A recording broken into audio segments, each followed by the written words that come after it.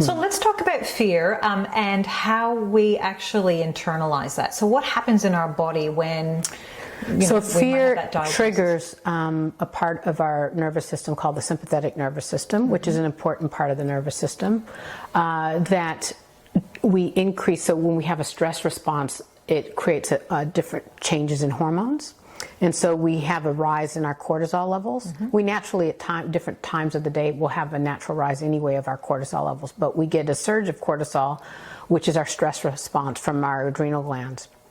And that's important because when you're threatened, you're not thinking about reproducing, you're not thinking about sleeping, you're not thinking about eating, all of the things that you would normally do. You're like fight or flight. You're fight or flight, fight, flight, fear, right? So that sympathetic stress response, cortisol levels, but also when you have high cortisol levels, your immune system is also suppressed.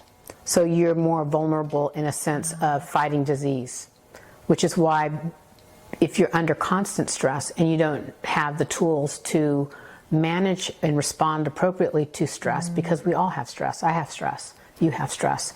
But how do you live with constant stress and you don't allow it to affect you mentally and physically so that you maintain your health?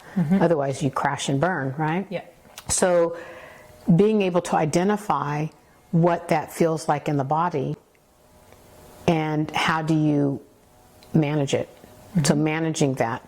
So we want to trigger our parasympathetic, which is the opposite, our rest, digest, our calm, which is really the state that we're to live in most of the time, especially in a modern day where we have police, we have firemen, we have ambulance, we have lots of emergency service and support, and we have homes and things like that that protect us. So we're not like our ancestors were, where they needed to be on guard for animals, fires, and things like that. So we need to be able to trigger and live in that parasympathetic rest and digest and keep the cortisol levels lowered.